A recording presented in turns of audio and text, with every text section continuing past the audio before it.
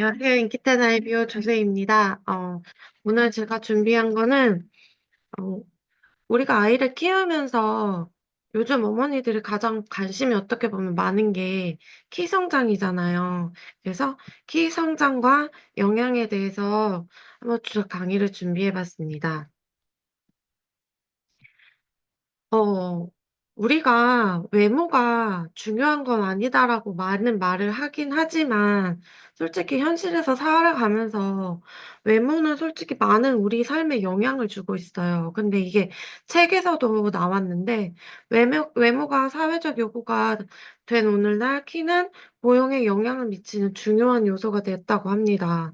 그게 사람들의 잠재의식에 키의 유전적 잠재력은 유년기와 사춘기를 건강한 생활 환경에서 보내고 만성질환과 영양결핍이 없을 때만 실현될 수 있다는 가정이 우리도 모르게 이제 자리 잡고 있으면서 사람들은 좀 키가 작은 사람보다 키가 큰 사람, 뭐 외모가 조금 못난 사람보다 조금 좋은 사람을 많이 선호하는 게 현실이죠.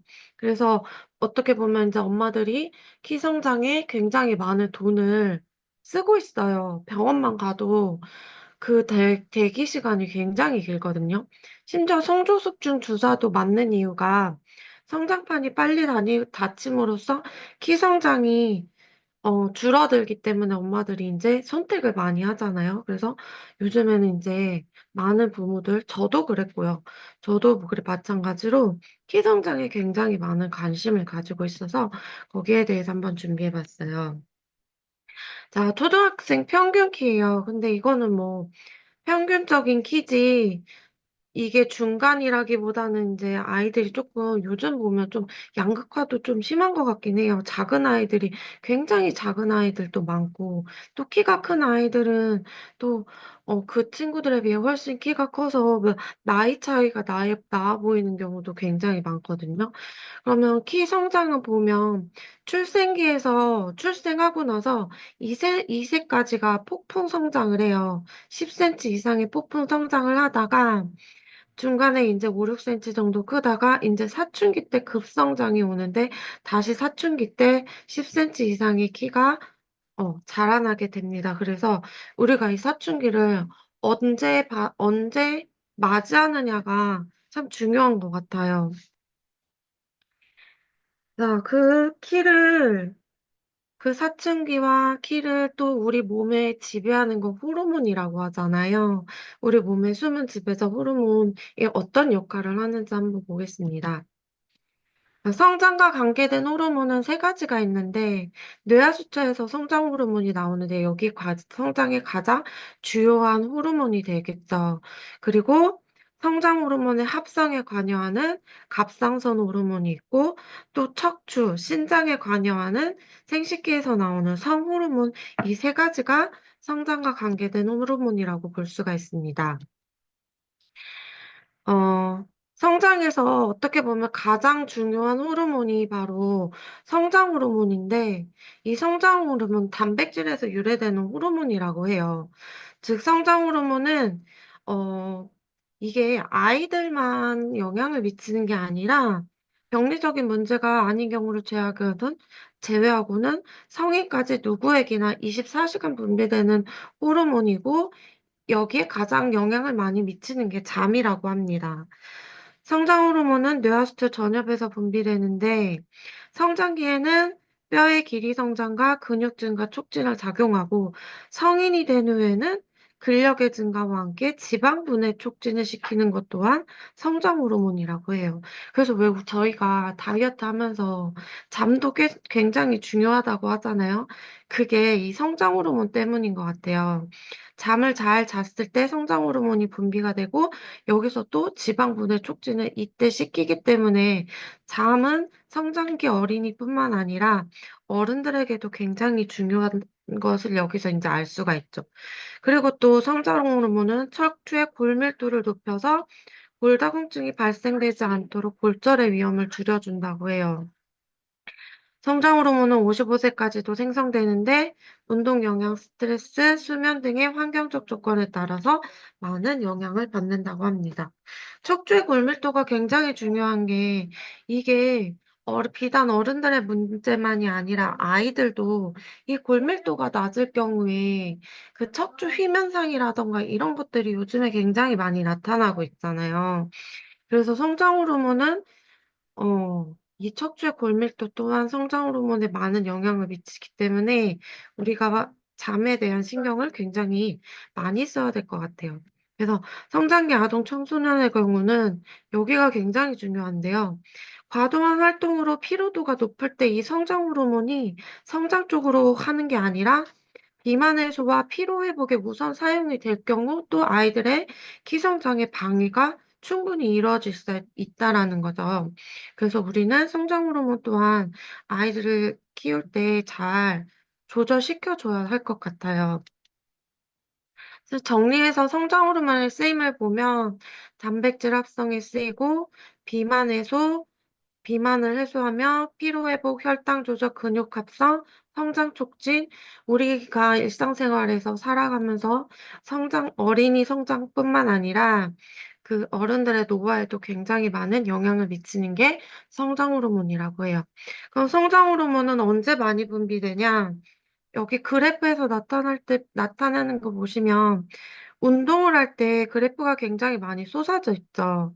그리고 운동을 할 때와 그리고 숙면을 취할 때 또 많이 그래프가 쏟아져 있는 걸 볼 수가 있어요. 그래서 성장 호르몬을 촉진시키는 것은 또 활성화시키는 거는 운동과 잠이라는 것을 이 그래프를 통해서도 많이 알 수가 있습니다. 성장 호르몬은 취침을 1시간에서 4시간 이내 또는 낮 동안 운동을 30분에서 1시간 꾸준히 할수록 많이 분비가 된다고 합니다. 그러면 성장기 비만이 우리가 빨리 달리기, 적당한 속도로 진행이 되는 게 아니라 성장기 비만이 왜 빨리 달리기인지 한번 알아보겠습니다. 비만은 성장에 악영향을 주는 가장 나쁜 요인이라고 해요. 그래서 비만이 있게 되면 사춘기가 빨리 오고 성장판이 빨리 닫히는데 그 이유가 지방에서 인슐린과 비슷한 호르몬이 분비됐는데 그게 성장을 촉진시킨다고 합니다. 그래서 살찐 아이들을 보면 키 큰 아이들이 굉장히 많죠. 그 이유가 바로 지방에서 나오는 성장 촉진 호르몬 때문이라고 해요. 그렇게 되면 지방세포가 증가하면 이렇게 성장 촉진을 일으키고 성장 촉진을 빨리 일으키게 되면 뼈 나이가 빨리 진행이 되면서 뼈 성장이 빨리 멈추게 되면 당연히 체중 키가 작아지겠죠. 또 거기에 따라서 사춘기도 빨리 오게 해서 아이들은 성장판이 빨리 닫히게 되면 이렇게 성장의 최악인 상황을 유발하게 되는 것이라고 해요. 그러면 우리 아이들이 올바른 성장과 올바른 키 성장을 위해서 어떤 것들을 잘 구성해야 될까요? 바로 그 키 성장을 위한 3요소가 잠, 운동, 영양이라고 합니다. 잠을 잘 자고 적절한 운동과 어, 올바른 영양 섭취를 했을 때 우리가 우리의 삶에 영향을 주는 성장 호르몬에 좋은 영향을 미친다고 합니다. 그럼 첫 번째, 잠부터 살펴볼 텐데요. 잠을 한다면 그냥 모든 잠을 말하는 게 아니라 깊은 수면이 굉장히 중요해요. 수면은 지친 뇌를 쉬게 할 뿐만 아니라 성장에 큰 영향을 미친다고 하죠. 그러면 적절한 수면은 어느 정도냐? 태어난 아기들은 하루 종일 거의 잠만 자죠. 생후 3개월까지는 17시간 이상이라고 하고요. 만 3세에서 5세도 10시간 이상의 충분한 잠을 자줘야 되고, 그리고 만 14세에서 이제 성인까지는 보통 8시간 정도에서 그 이상의 8시간에서 10시간 정도의 수면을 취해주면 좋다고 해요. 근데 만약에 수면 부족이 일어나게 되면 피로가 쌓이고 집중력이 떨어지고 운동량력이 저하된다는 건 굳이 우리는 모두 다 알고 있죠. 저도 이제 많이 겪어보면 수면이 부족할 때는 확실히 머리가 멍해지면서 집중력이 많이 또 떨어지는 것 같아요. 근데 여기 과잉 수면도 있는데요. 과잉 수면은 또 우울감과 무기력증을 동반하고 여기서 또 비만 확률이 높아진다고 합니다. 그래서 9시간 이상 자는 사람 중 상당수가 두통을 호소하고 과도한 수면으로 인한 여러 가지 부작용들이 존재한다고 해요. 그래서 수면은 과한 것도 좋지 않고 너무 적어도 좋지 않고 적정 수면을 지켜주는 게 또 우리 건강과 아이들의 성장에 가장 좋은 작용을 한다고 볼 수가 있겠죠. 아, 수면도요, 우리가 그냥 잠을 잔다고 생각을 할 텐데, 이 수면에도 깊은 수면과 얕은 수면이 있는데, 이게 사이클을 이루면서 하룻밤 사이에 5번에서 4번 반복이 된다고 해요. 그럼 여기 그래프를 보시면 이게 정상수면 구조 그래프인데요. 이 사이클이 반복이 되는데, 여기서 이게 하루 동안 사이클 4-5번의 사이클을 보여주는데 가장 처음 사이클을 보시면 이때 깊은 수면 상태에 도달하게 되죠. 그래서 우리가 잠들고 나서 3시간에서 5시간 사이를 그 시간에 잠의 환경이 굉장히 좋아야 된다고 해요. 그 초반에 깊은 수면 단계를 이루기 때문인데요.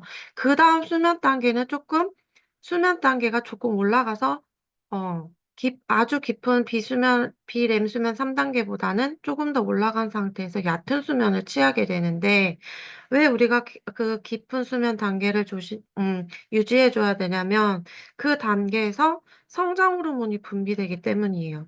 그 낮은 단계에서는 성장 호르몬이 분비되지 않고, 가장 깊은 수면 단계인 렘 수면 3단계에서 성장 호르몬과 조직의 증식, 몸의 회복이 이루어지기 때문에 얕은 수면을 자주 취한다거나 아니면 이제 요즘 같은 경우는 이제 불면증 많이 겪으시잖아요. 그러니까 그 불면증 겪는 사람들은 좀 위험한 상태라고 볼 수가 있다고 볼 수 있는 게 깊은 수면에서 이제 뇌에 쌓인 노폐물을 청소하게 되고 정신적 피로도 해소하게 되고 아이들은 성장 호르몬이 분비하게 되게 되고 어른들도 성장 호르몬이 분비됨으로써 이제 노화를 늦춰주는데 그것들이 이제 이루어지지 않게 되는 거라서 우리는 이제 수면의 질을 굉장히 신경 써야 된다고 볼 수가 있겠습니다.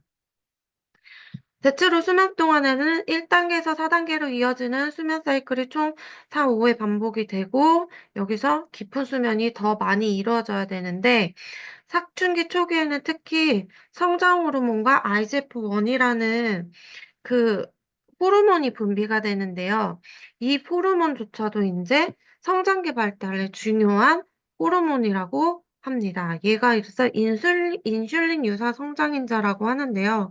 이 분자 구조가 인슐린이랑 비슷해서 이제 인슐린 유사 성장인자로 라고 말을 한다고 합니다. 그래서 여기서는 잠에 가장 중요한 이유가 성장 호르몬과 이 IGF 분비량을 높게 해주기 위해서는 반드시 잠을 잘 자야 된다고 볼 수 있습니다.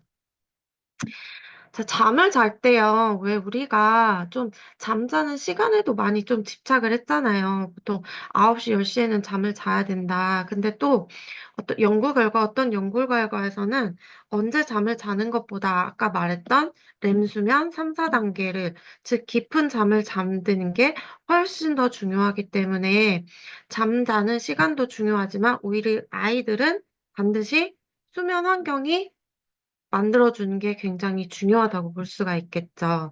왜냐면 수면 환경 자체가 시끄럽거나 밝거나 이런 유지를 하게 되면 우리가 깊은 수면에 도달할 수가 없기 때문에 조용한 환경, 어두운 환경, 그걸 조성해서 아이들이 깊은 잠을 잘 수 있도록 만들어주는 게 훨씬 더 중요하다고 볼 수가 있겠습니다.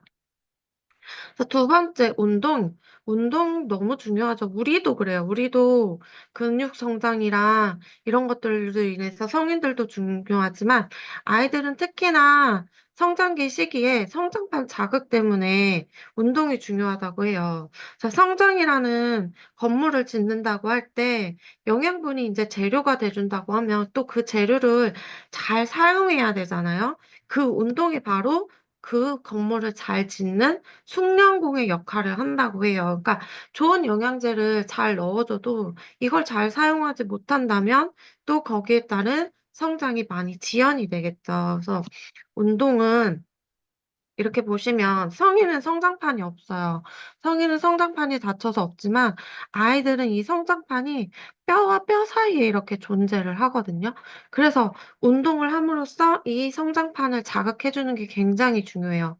그럼 이 뼈 사진을 보시면 왜 예전에 어른들이 그 키 성장시켜 준다고 왜 키 성장 마사지를 한다고 했잖아요. 근데 이 키 성장 마사지가 의미가 없다는 걸 이 사진을 보면 알 수가 있죠. 키 성장 마사지는 그냥 거푸반만 마사지를 해 주는 거라서 이 성장판 자극을 줄 수가 없다고 해요. 그래서 성장판 자극을 주려고 하면 자기가 직접 근육을 움직이고 활동을 해서 성장판을 눌러 줬을 때 성장판 자극이 이뤄지고 그게 키 성장에 도움을 준다고 합니다. 그래서 마사지는 효과가 없다라고 합니다. 자, 그래서 그러면 키 성장을 위한 운동은 뭐가 있을까 하면 적절한 운동이라고 하는데요. 그 적절한 운동이 뭐냐면 30분 이상 꾸준히 쉬는 시간 없이 지속할 수 있는 운동이어야 한다. 운동이 훨씬 더 좋다라고 해요.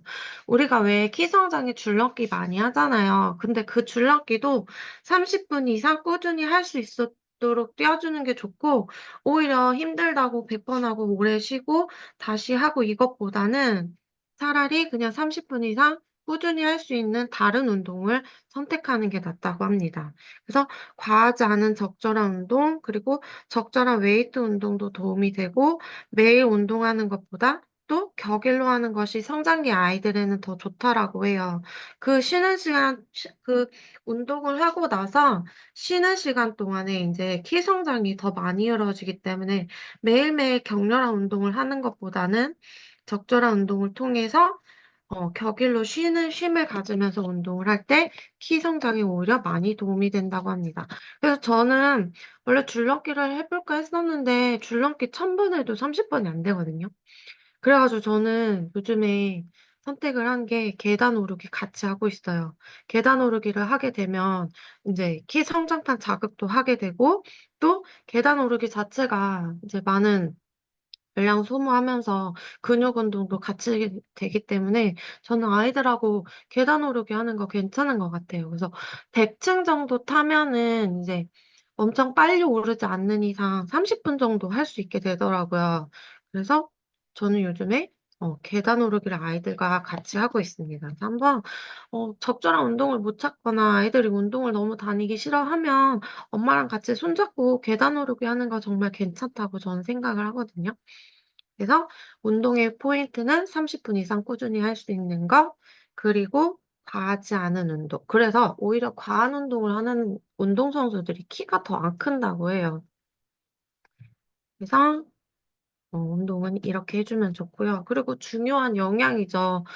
아무리 잠을 잘 자고 운동을 열심히 해도 영양분을 섭취하지 못할 경우에는 인제 부족한 영양으로 인해서 인제 성장을 할 수가 없으니까 10 대의 키 성장과 신체 발달에는 인제 또 균형 잡힌 영양 섭취가 굉장히 중요하겠죠. 그래서 특정 영양소는 또 성장과 발달에 직접적인 영향을 미치고 있다고 합니다. 이거는 그냥 성장기 필수 영양소인데요. 성장기 필수 영양소 중에서는 칼슘은 당연히 인제 우리 아이들이 인제 너무나 상식적으로 알고 있죠. 뼈 성장에 필요한 칼슘. 그리고 단백질. 우리 몸 신체가 20% 이상 단백질로 구성되어 있기 때문에 또 성장기 아이들 또한 단백질이 굉장히 중요합니다. 그리고 비타민 D는 칼슘의 흡수를 돕고 뼈 성장에 기여를 하고요. 아연은 세포 성장과 복구 면역 체계 기능에 중요하고 철분은 체내 산소 운반 및 에너지 생성이 필수적이라고 하지만 얘네뿐만 아니라 모든 영양소가 골고루 이제 충족이 됐을 때 또 아이들도 좋은 성장이 일어나겠죠. 그러면 성장기 아이들에게 필요한 영양소는 뼈와 근육이 잘 발달되기 위한 것들에 인제 포커스를 맞췄고요. 또 그렇게 대두가 되고 있지만 아이들이 모두 같은 영양소가 결핍되거나 동일한 섭취량을 가지고 생활하기는 참 어렵겠죠. 왜냐면 가정마다 음식 문화가 또 다르고 부모들마다 인제 또 자기들이 좀 기호식품에 많이 맞춰서 아이들에게도 또 먹이게 되잖아요. 그래서 집집마다 동일한 영양 섭취량을 가지고 있지 않기 때문에 내 아이의 상태를 잘 살펴보고 잘 맞는 영양을 넣어 줘야 되는 것 같아요. 근데 여기서 가장 중요한 칼슘이요. 저도 예전에는 그냥 칼슘 섭취만 얘기를 들었는데, 이게 단독으로 먹으면은 그렇게 좋진 않다라고 해요. 칼슘이 이제 흡수를 위한 거기도 하고, 또 칼슘의 흡수는, 어, 칼슘이 또 요즘에 하디슈 이제 옥살산 같은 경우는 칼슘과 만나면 이제 막 결석을 일으키기 때문에 칼슘은 단독으로 섭취하는 경우가 이제 요즘에는 많이 없다라고 해요. 그래서 칼슘과 함께 가장 필수적인 성분은 마그네슘, 비타민 D, 비타민 K라고 해서 요즘에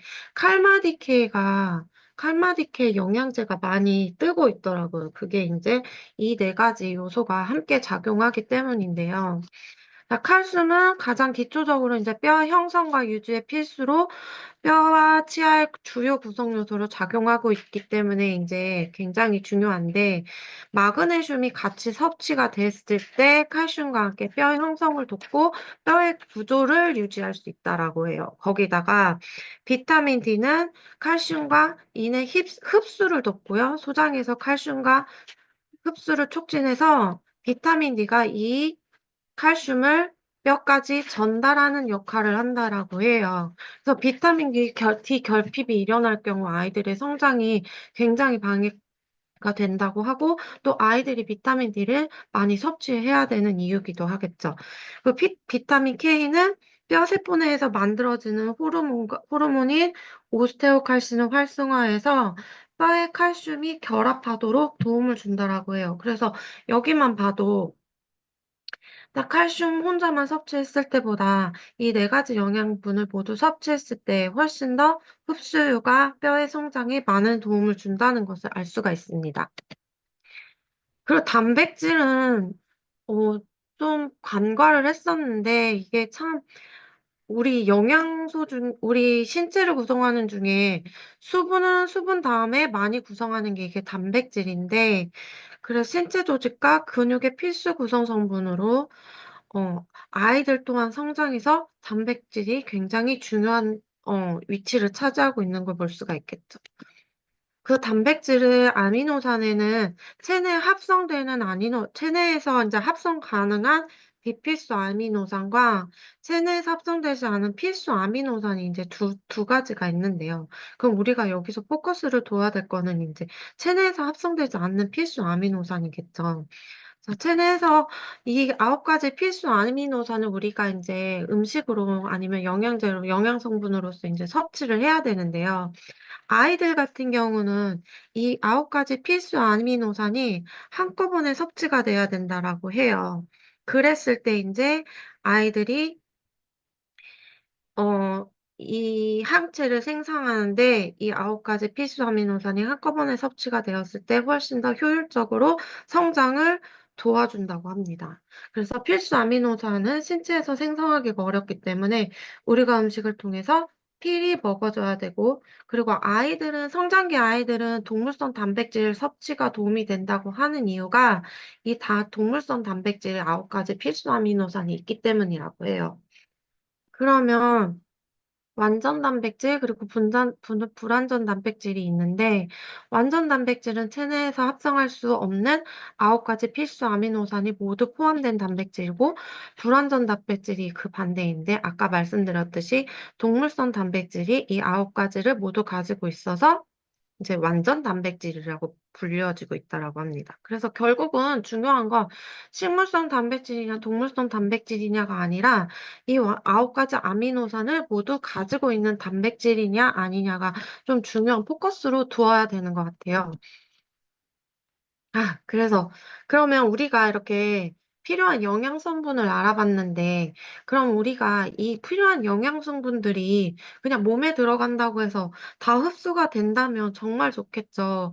근데 우리는 이미 알고 있어요. 우리가 아무리 잘 섭취를 해도 그걸 잘 받아들일 수 있는 몸이 있고, 잘 받아들일 수 없는 몸이 있는데, 그게 바로 우리 몸의 5단계 디톡스 시스템을 보면서 어떻게 우리가 받아들일 수 있는 몸으로 만들어 갈지 이제 한번 보려고 이 그림을 한번 집어 넣어봤어요. 우리 몸은 이제 디톡스를 하는데 이 5단계를 거쳐서 디톡스가 이루어진다고 합니다. 우리 몸은 우리가 가만히 숨만 쉬고 있어도 계속 몸 안에서는 활성산소를 만들어내고 있어요. 이 활성산소 자체가 이제 염증의 원인이 된다는 거 우리가 너무 잘 알고 있죠.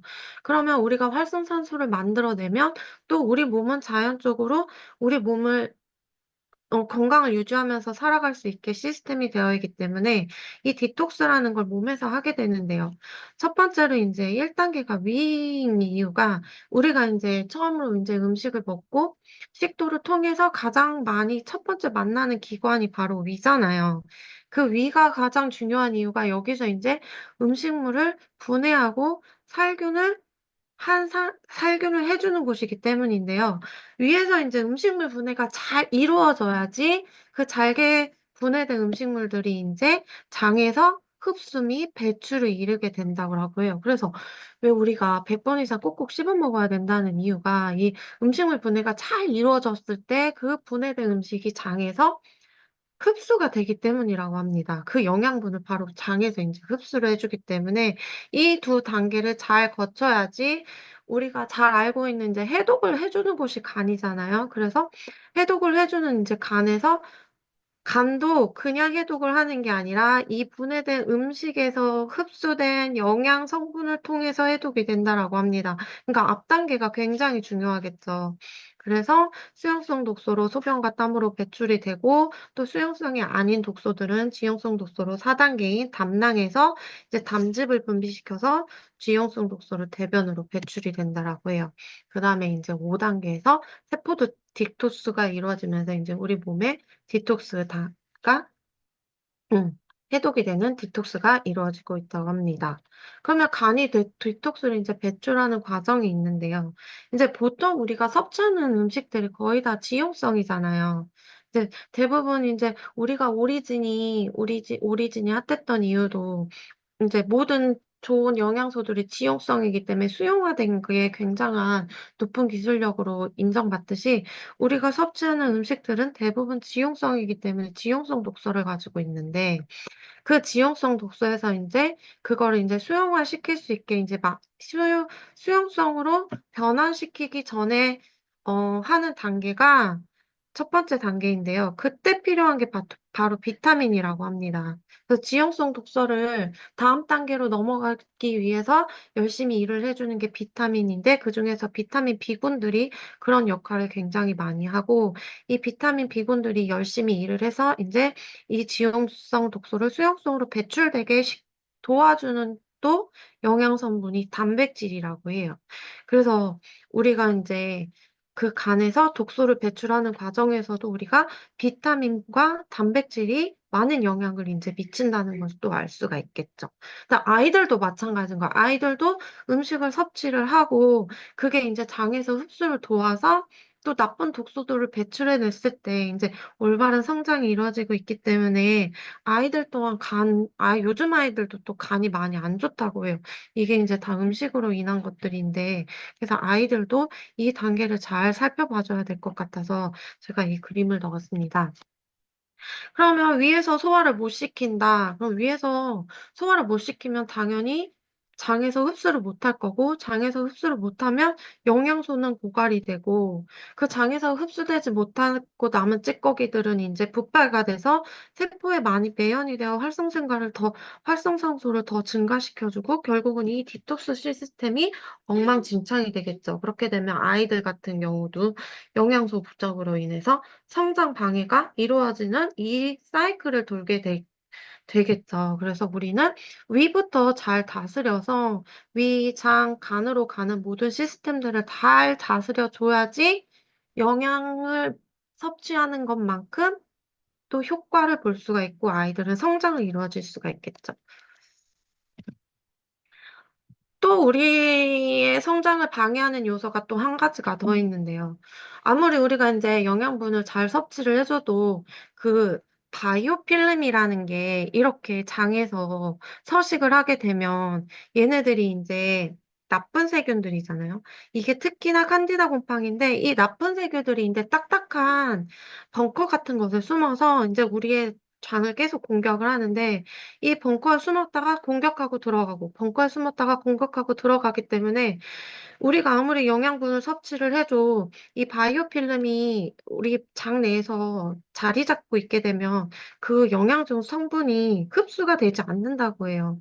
그래서 우리는 이 심지어 영양성 얘네들이 뭘로 이루어졌냐면 아까 말했던 칼마디케 있죠. 이 칼마디케이도 얘네들을 견고하게 이제 만들어주는 거예요. 그래서 우리가 그러니까 정성스럽게 섭취한 영양분들이 바이오필름에 의해서 많이 섭취가 못하게 되고 우리 몸은 이제 공격을 받게 되고 있다. 그래서 우리는 그런 디톡스 시스템 또한 바이오필름에 의해서 이제 방해를 받고 있다. 그래서 이 바이오필름은 또 이렇게 그런 환경 호르몬이나 이런 쪽에서 이제 많이 들어오는 거잖아요. 그래서 우리가 섭취를 안 하고 싶다 하더라도 이게 우리가 이제 일상생활에 너무 노출이 되어 있기 때문에 관과할 수 없는 우리 몸의 적이라고 볼 수가 있습니다.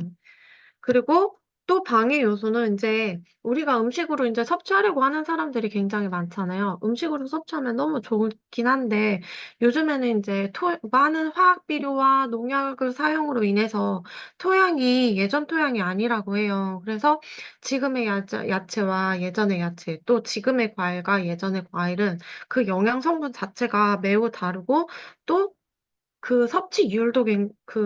섭취할 수 있는 영양 성분이 굉장히 부족하다고 해요. 그래서 토양의 미네랄 부족은 농양작물의 미네랄 부족을 초래했고, 우리는 더 이상 음식물을 통해서 미네랄을 충족시킬 수 없는 단계까지 이제 왔다고 해요. 그래서 우리는 결국은 영양제 섭취가 필수로 이제 작용을 하게 되었습니다. 우리 아이에게 먹이는 영양제가 정말 좋을까요? 샘플을 하나만 갖고 왔는데요. 이게 굉장히 많이 먹이는 거예요. 엄마들이 굉장히 많이 먹이고 몇백만 원 들여서 먹이는 건데, 여기 성분을 보시면 성분이 진짜 별게 없어요. 여기도 보면 칼슘하고 비타민 D 정도만 구성이 되어 있고, 심지어 합성 부영제가 굉장히 많이 들어있죠. 그러면 여기에 심지어 당도 있어요. 저는 왜 당이 있는지 모르겠는데, 성장 인자 중에서 이제 당 같은 경우도 굉장히 많은 독소를 발생시키는데 당도 있고 또 합성 항류까지 이제 아이들이 맛있게 먹어야 안 먹으면 안 되니까 합성 항류부터 이산화구족 같은 이제 이런 것들이 같이 우리가 또 흡수를 해야 되는 상황인 거예요. 아이들에게 먹일 경우. 그러면 우리는 어떤 영양제를 먹여야 할까?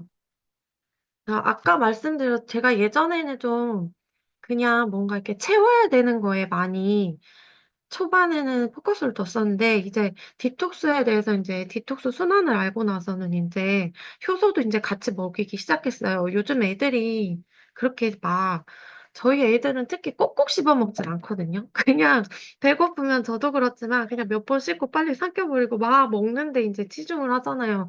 그러니까 위에서 할 일은 되게 많아지고 위산도 굉장히 많이 분비가 되어야 되기 때문에 이제 효소 또한 우리 아이들도 요즘 아이들 또 먹거리조차도 이제 좋지가 않잖아요. 그래서 효소 또한 이제 필수가 되지 않았나. 여기 보시면 이제 저희가 실험했던 건데, 이제 라면도 요즘 아이들 굉장히 많이 먹어요. 너무 바쁘기 때문에 편의점 앞에 보면 앞에서 아이들 컵라면 먹는 거 되게 자주 볼 수 있거든요. 근데 그 라면 자체가 장에서 2주 동안 썩지를 않는다고, 분해가 안 된다고 하잖아요. 여기 보시면 라면이 이 왼쪽에 약간 왼쪽 병이 이제 라면을 물에 담가놨을 때고, 오른쪽이 우리 효소와 함께 이제 담가놨을 때인데, 하루가 딱 지났을 경우 라면 딱 보시면은 진짜 탱글탱글 살아있죠. 근데 효소에 의해서 오른쪽을 보시면 완전히 분해된 거 볼 수가 있어요. 이것만 봐도, 효소가 왜 필요한지 너무 잘 알 수 있겠죠. 그래서 위에서도 이제 한번 해주지만, 장에서도 이제 분해가 잘 되지 않는 경우는 또 장에서 이제 가스나 독을 많이 일으키기 때문에 효소를 섭취했을 경우 이제 효소를 섭취해야지 장에도 많은 도움이 되는구나를 이걸 보면서 저는 다시 한번 깨달아서 효소는 필수가 될 수밖에 없겠구나라는 생각을 했습니다. 그리고 멀티비타민은 이제 미네랄하고 이제 미네랄이죠. 우리 아까 말씀드렸지 우리가 이제 일상적인 음식에서 미네랄을 많이 충분히 섭취하는 게 많이 불가능해졌기 때문에 일단 미네랄과 그리고 여기는 칼마디케이가 다 들어있습니다. 칼슘, 마그네슘, 비타민 D, 비타민 K. 그래서 예전에 어떤 강의장에서 들었을 때 어떤 분 아이가 키가 10cm, 굉장히 빠른 1년도 안 됐는데 10cm 이상이 컸을 때 그분이 말씀하셨던 게 이 멀티비타민하고 단백질을 많이 먹으셨다고 했거든요. 그래서 그 이유가 이제 칼마디케이가 여기 충분히 되어 있고 아까 말했듯이 단백질도 이제 성장에 많이 거기 필수 아미노산이 다 들어있잖아요. 그래서 이 두 가지는 진짜 어, 정말 필수적으로 이제 먹여야 되는 성장에 필요한 영양 성분이라고 볼 수가 있겠습니다. 그리고 비타민 D도 저희 제품에서는 이 멀티비타민에 들어있어요. 그래서 우리는, 그러니까 아이들뿐만 아니라 우리도 이제 멀티비타민을 필수적으로 이제 먹어줘야 되겠죠. 그리고 액티브 파워는요, 아까 간 해독에서 제가 말씀드렸듯이 첫 번째, 두 번째 간 해독 단계에서 그 지용성을 이제 수용화할 수 있는, 수용성을 받아들일 수 있는 단계로 가기 직전에 그 역할을 도와주는 게 비타민 B군이라고 했잖아요. 그래서 액티브 파워에는 이제 비타민 B군들이 굉장히 많이 들어있어요. 거기뿐만 아니라 아연도 들어있고, 어, 어, 이것들이 이제 들어있기 때문에 그 간 해독에 이제 필요한 그 비타민 B군들이 많이 들어있어서 액티브 파워도 이제 중요한 영양소가 아닌가 싶어서 집어넣었고요. 가장 중요한 이제 단백질이죠. 여기 단백질은 저희는 난황 단백질이 있어서 동물성 단백질하고 쌀단백, 스피루리나를 통한 그 식물성 단백질을 다 가지고 있어요.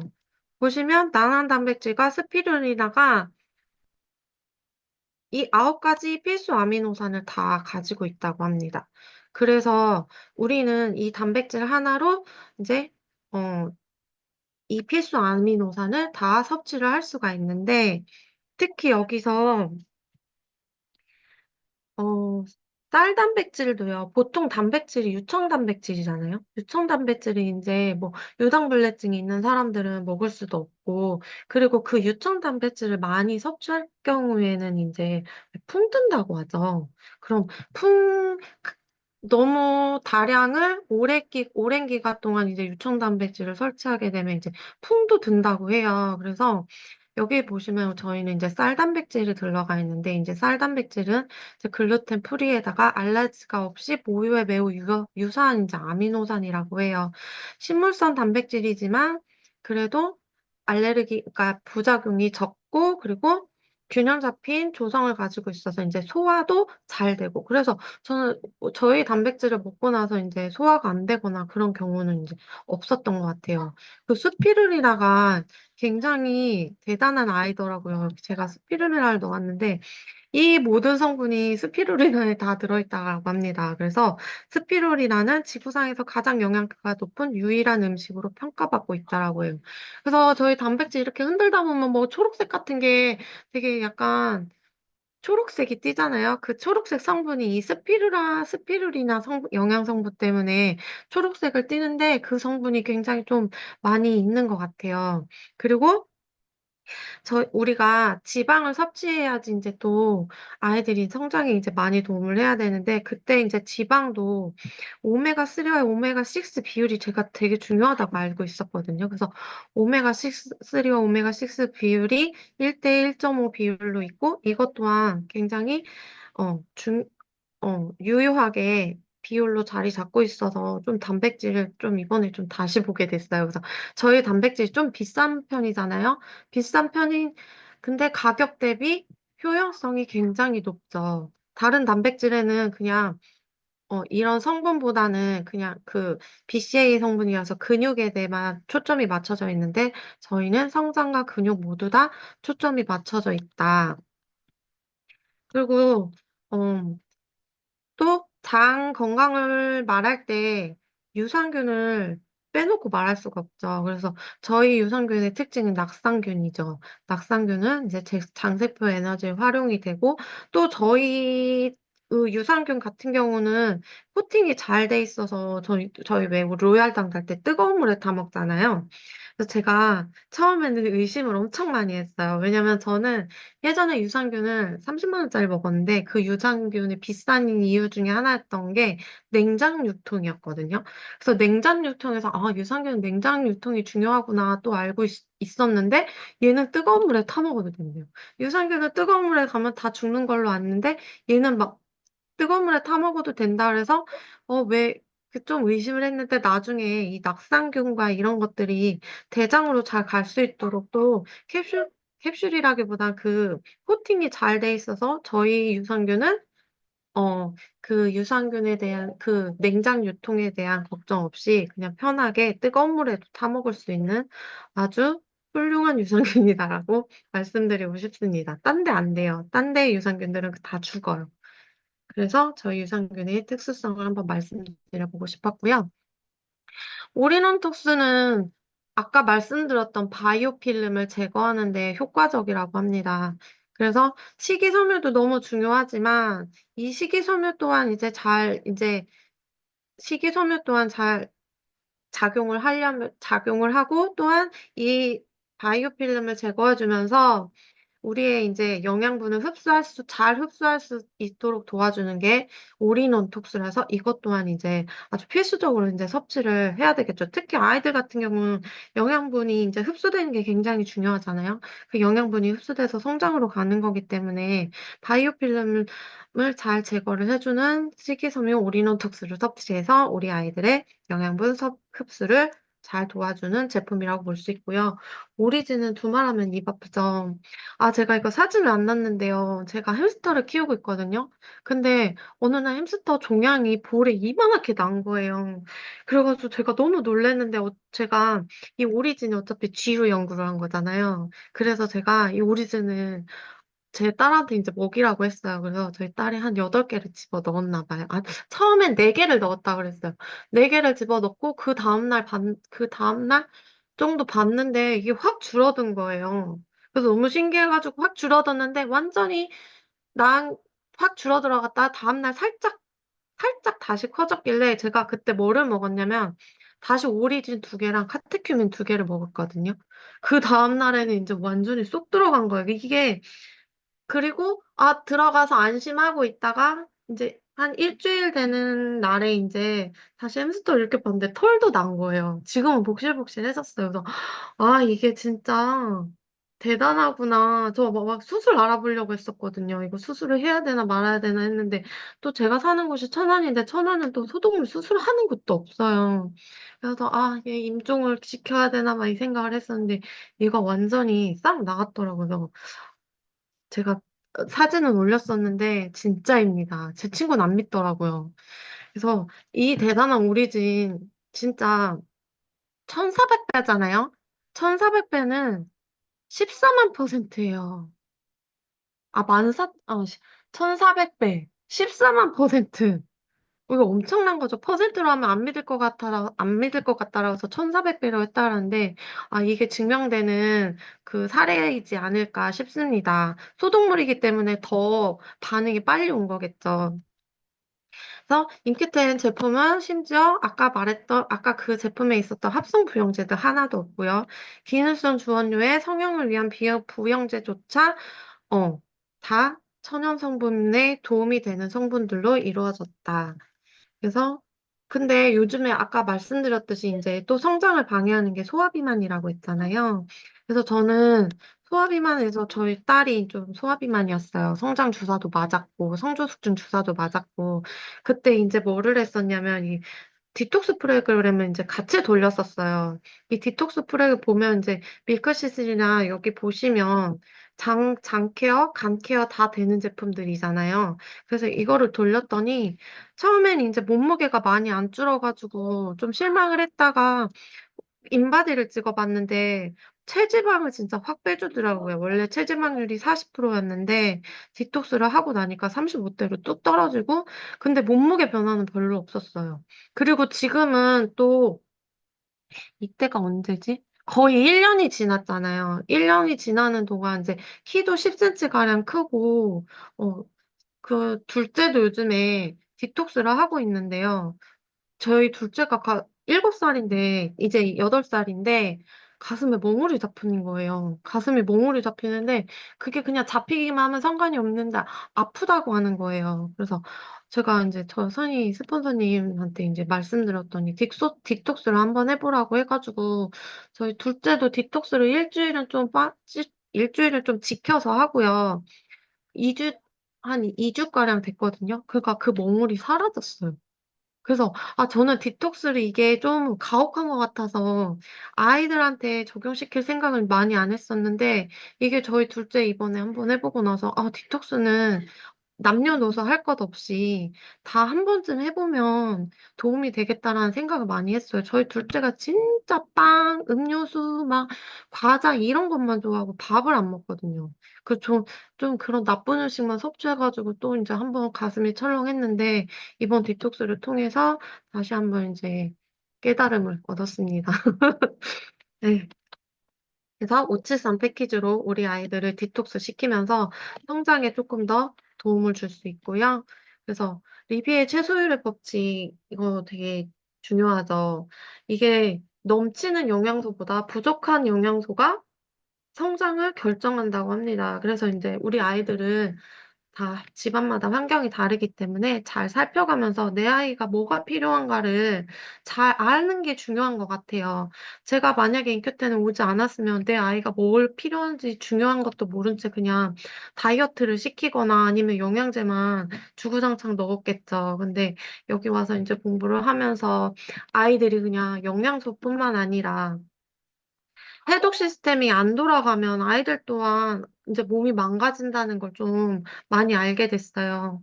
그래서 어 내 아이를 성장을 잘 시키고 싶다면 내 아이를 잘 관찰하고 무엇이 부족한지 그거를 잘 캐치해서 채워주는 게 성장에 대한 가장 큰 도움이 되지 않을까 싶습니다. 저 강의 여기까지 마치겠습니다. 들어 주셔서 감사합니다.